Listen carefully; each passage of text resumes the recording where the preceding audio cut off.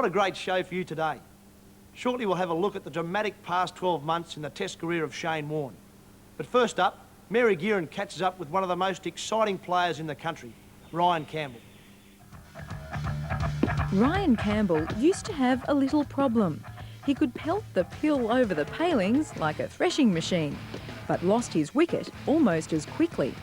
To me, my game is I just go out there and have fun. If the ball's there, I hit it. It's a wonderful shot. In fact, he hit the fastest 50 in domestic one-dayers last year off 32 balls against Victoria, hooked on his own special high. I've been told I'm a bit of an adrenaline junkie. They keep saying I love the crowd going wild and, you know, when I'm hitting fours, and I suppose it is. Once I get started, it's very hard for me to take the foot off the gas, so to speak. Well, I think the thing about Ryan is that he's the sort of player that people will come to the cricket to see, and there's not many batters that you do get like that. Over the years, there's been some ones that are very, very exciting, but he is something special if he can learn to carry it on.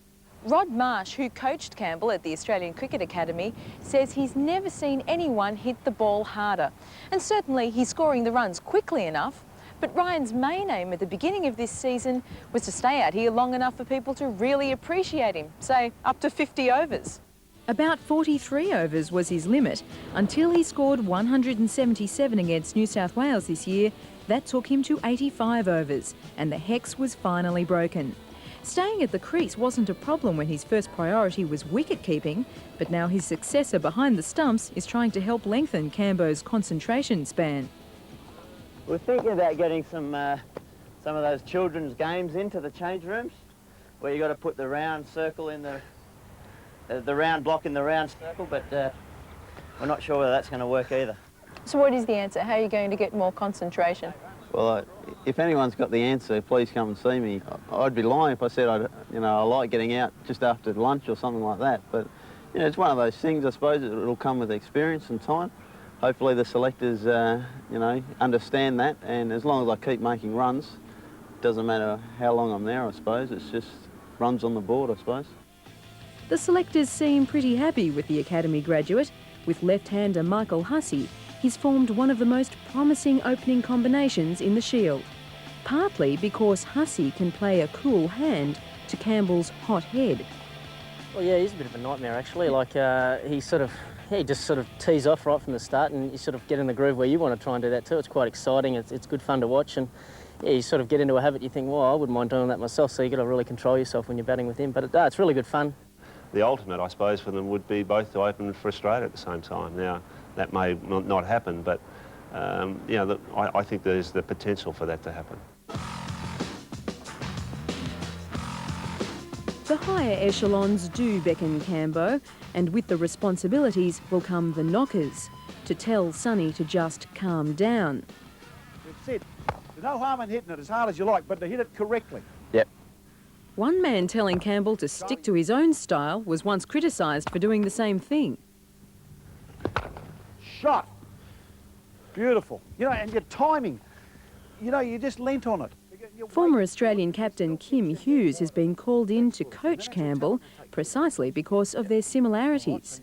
If we can marry in the talent that he obviously has with some of my experience and still to play the shots, play them correctly, stick to the basics, which is watch it and hit it, and it doesn't get any harder than that, he's got a tremendous career in front of him, and he's exciting to watch. You know, he might disappoint a few people some days, but there are going to be a lot of people going away when they've seen a good innings by him and think, wow, you know, I'm never going to forget that. People are saying he's a one-day player and all that, but for him to bat like he does in four-day cricket, I think he could be a great success in Test cricket as well. Ryan bats like he's in a hurry, but says he'll wait patiently for selectors to call him and just try to stay at the crease in the meantime. But who knows what will happen when he next hears the roar of an appreciative audience. You like the crowds, don't you? You've always been that way? I think so. I might be a bit of a show-off, maybe. I don't know.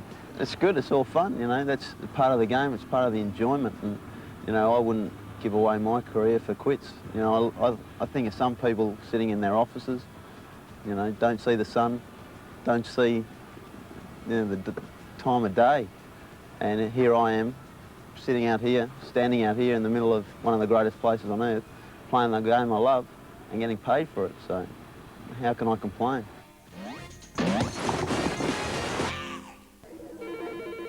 Between Australia and England produces high drama at the MCG. Australia, chasing 292 to win, are almost out of contention, but Border finds a willing ally in Jeff Thompson. The pair edge ever closer to victory. Australia need 4 runs, England 1 wicket. He's got him. Second time, February knocked it up. And it was taken by Miller. Thompson has gone so close. England win by 3 runs. A lot of people say it looks easy, but it's actually harder than it looks. Sign writer Warren Webster is one of 2 specialist ground painters who adorn our cricket fields. When the cricket show caught up with Warren, he was preparing for the first one-day international of the season at the SCG. We just grid it up to sort of, if the logo's an 8 by 8 metre panel, we just scale it up, just mark it all in, then remove the grid, and then simply just spray it in.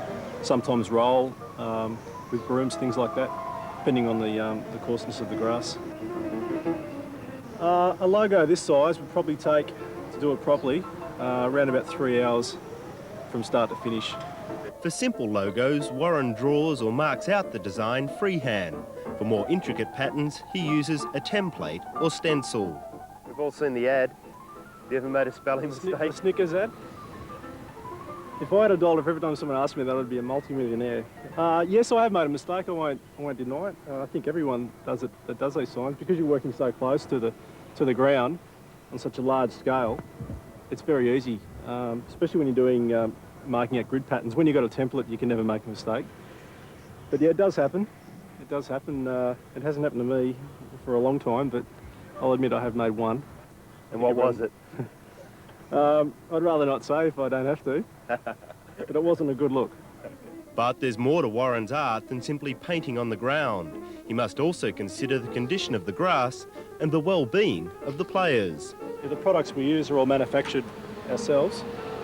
A lot of other companies buy their products off companies that supply it. The advantage of manufacturing your own is you know exactly what's in it.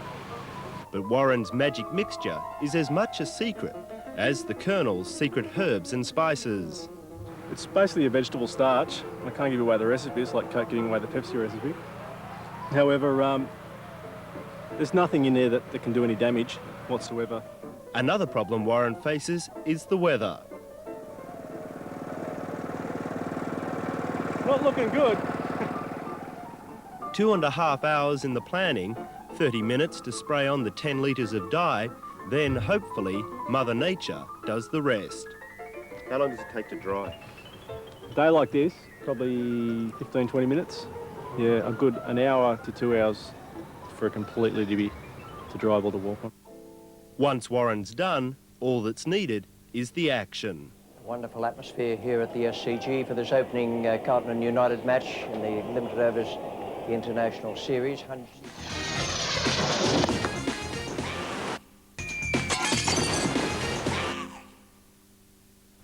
Since making his international debut in 1991, it's been an amazing 7 years for Shane Warne. The past 12 months, both on and off the field, have been big, even by Warnie's standards. 300 test wickets proving the Sheik of Tweak really is a cricketing freak. I think he's had a tremendous year. I mean, he consistently is getting 6 wickets per test match, sometimes 8. Every year is a good year for Shane Warne. I mean, to take 300 wickets, test wickets in 6 years, an average of 50 per year, means that you can't have any bad years. Got him! That's well bowled, Shane Warne. What a wicket that is. He's really teed him up. Well, you mentioned Chanderpaul. That's a brilliant ball. For a left-hander to play a spinning leg break that pitch nearly off the crease, off the pitch, and bowl you is difficult.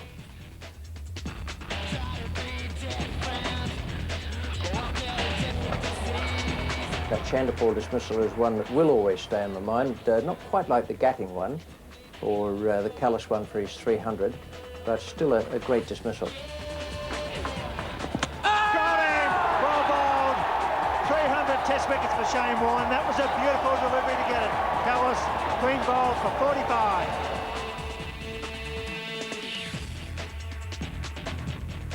We've seen Dennis Lilly come back from injuries, and I think it's a lot harder for a leg spinner with a shoulder and a finger problem, but Warne's just showing you how good he is and how tough he is by coming back and just being a superb match winner. If anybody can come back from the back injury, it was Dennis Lilly. I'd say the same thing to you about Shane Warne, because you know with those guys they've got, one, the determination, and two, they've got the dedication. They want to be there. That's why I wasn't answering any questions from you blokes. Yeah. That's it. Thanks, you ruined it, so thanks very much. Well, when you mention the Madame Tussauds, the headlines were, Warne storms out. Now, we know that to be a complete fabrication, because Warne didn't storm out of anything. But everyone who read that in newspapers and didn't see it on television said, oh, yeah, what about that Warne storming out of the thing? Absolute fabrication, didn't storm out at all. People tend to forget that if you've got somebody who has a bit of larrikin in them, that is generally what helps to make them extra special as a player. Now, if there's a little bit of larrikin in the person, I think that is a good thing, because to me, the guys with a bit of larrikin in them, Lilly was exactly the same. They are the guys who really put in on the field. And because they have that bit of a larrikin in them, they have a sort of mind that never gives up. That larrikinism will mellow, no doubt about it, and if he does get in a position of responsibility, i.e. vice-captain or captain, then that will change, and he's capable of changing that and becoming quite appropriate for those positions. He's not the first rebel that's led this country, you know, so I don't think he'll be the last. I think if Shane Warne is given the Australian captaincy at the right time, I'm talking Test and One Day, I think if he gets it at the right time, I think he'll be one of the very good ones. One of the great things in his favour, as far as I'm concerned, is that he's a bowler. It's always fashionable to talk about captains and say, oh, well, we really need a batsman as captain. And I regard that as a complete load of rubbish. And I think I showed that it was precisely that. I mean, Beno could do miraculous things, Ian Chappell could do things under pressure, and once you're in respect of your players, I think Warne will do that by sheer performance. It's a long way towards becoming a great captain. Whatever number of wickets he's got, it's going to be very good. But the thing is, he's going to be remembered as one of the great Test match bowlers, and really that's all that matters. And I get the feeling, just talking to Shane Warne and looking at him, that the important thing for him is that, one, he's involved with a good cricket team that is winning. Two, that he's enjoying what he's doing. He's enjoying both the playing and the celebrating of the victories. And three, that he's performing to the best of his ability. That's all that matters. A number of wickets, well, it's just a figure anyhow. I would say that Warne is the best I've ever seen. There may be other people like Abdul Qadir and others who are fine bowlers, but he's quite outstanding. Freak, body and soul, I'm a freak, I'm a freak. The whole package is fantastic. I've never seen a fellow handle the spotlight so well as Shane. Both enjoy it and control it. He's excellent, and keep his mateship and his team enthusiasm up as well. So we've probably never seen a cricketer have to do it, and he's the first, and he's done it particularly well. That's a good delivery, and that's out. That's his second wicket of the morning, and what a man he is. Oh! Warne has done it. Inside edge, back onto the stumps. Warne has him. Jimmy Adams goes. Beautifully flighted delivery.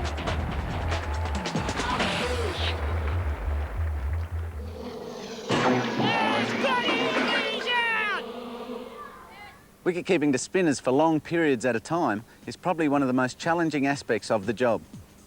Let's imagine, for the purposes of this, that we've got a right-handed batsman. I like to have a set stance, just like any batsman does, that I start at when I'm wicket-keeping up to the stumps to the spinners. And that stance is basically 2 foot lengths back from the crease, where I mark a line, a horizontal line, and then a line about 5 centimetres from the off stump, and at the intersection of those two, I plant my left foot and take up my normal crouch. The advantage of having this set crouch position is if the batsman starts to wander and interfere with your eye line, you have a reference point to return to. The footwork for the spinners while you're up to the stumps can be separated into two features, offside and leg side, with the basic philosophies being stay down with the bounce of the ball, your gloves are the last things to leave the ground, and try and keep your head and eyes over your gloves at all times. On the offside, you can do that by anchoring the left foot. You don't have to move the left foot to get your eyes over your gloves at any stage on the offside. It's a very wide ball for you to have to take it outside your eye line.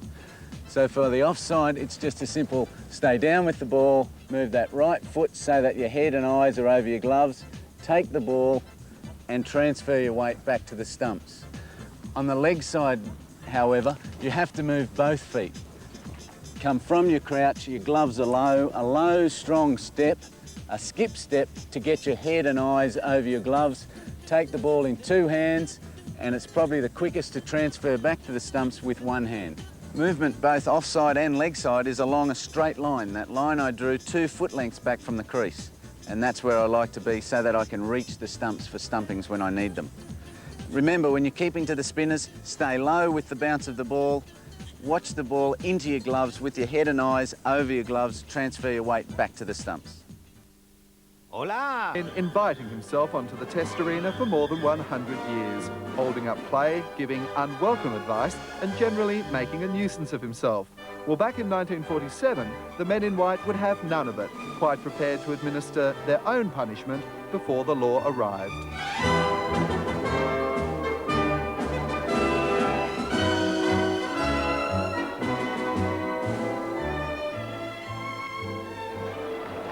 Given that a bit.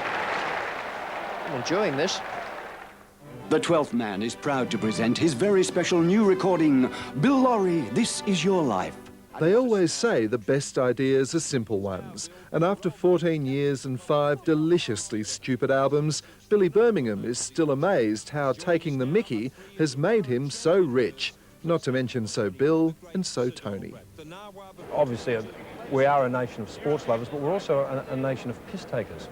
And I have just stumbled across this magic combination in '84, just sitting around my lounge room like thousands of people were having a few beers and getting used to Richie being on our screens. A capacity crowd of 420,000 people in attendance, and they've been treated to an absolutely masterful display of skillful batting by the Australians. 3 for 560 after their 50 overs, a marvellous effort that. You know, I sort of moved on to Bill and Tony, and Bill Lawry seems to have emerged in recent years as the hero. He's the one that most kids hang out car windows and yell at me. It used to be, what a catch, what a catch. But these days it's more, I'm likely to be walking across the street and got him, yes. Can you give us a bit of a user's guide, a Billy Birmingham guide to how to best perfect your Richie Benauds and your Bill Lawrys? Well, Richie, we'll start with the man himself. Now, the first thing you've got to do is curl the bottom lip over. The side on, look here, you see that? You've got to curl the bottom lip over, and now Richie's voice seems to me like it all comes from about here. There's no chest, and there's no head, it's all in the neck. And you've just got to squash, he likes to sort of do things like, his new favourite word I noticed is just missing the outside of the, and he's just going to move that. In terms of his style of delivery, it's all very dry as an old Jats biscuit, you know. That's good running. He's taken on Shane Warne again and beaten him. Well, I've got a critique from Richie on my first record, Takes Pride of Place at Home. It's on the embossed Benno and Associates letterhead. And I think if I can remember it word for word, Dear Bill, congratulations on the success of the record. I had no idea it would do so well. Just shows you what I know about the entertainment scene. But a few points worth noting. Too much swearing for the sake of it. Chappelli's voice not quite right, but apart from that, marvellous effort. It's in the air, this will be out. They're going for it. Jones, he'll catch this for sure. Yes, sir. That's it. That's going to be it. 9 out. Now, Bill's a different story. Now, Bill is more from the head. He's got a fairly high voice. It might help to hitch your strides up a bit. Maybe make a small technical adjustment down in the nether regions, just to give yourself that sort of high-pitched voice. And he does have a lot of trouble saying the letter L. He says things like line and length and excellent delivery. Oh, this will be close. Gone! Surely! Yes! Panic! Panic at the MCG! And then Tony Greig, of course. Well, Tony's a little bit more guttural in that in the tone. And of course, you've got to just use things like hard and fast, and he's his own very hard taskmaster. Nothing he ever does is half-hearted. Just make sure you got your script laced with all of those broad vowel South African words. And as for his latest offering, well, Billy's tribute to Bill has already sold more than 250,000 copies. And that should be an inspiration to every young Australian. Oh, absolutely, it's a cottage industry. You don't need fancy gear. You can do this at home yourselves, kiddies. You can just sit down there and think, who can I take the piss out of now? And you sit down and you write yourself a little script and get yourself a little tape recorder and then take it along to someone, and if they like it, they'll give you the proper gear to record it. Next minute, we could be laughing at you too. Stumps again on The Cricket Show. Be with us tomorrow when The Cricket Show drops in on Queensland's Jeff Foley. It's bye for now.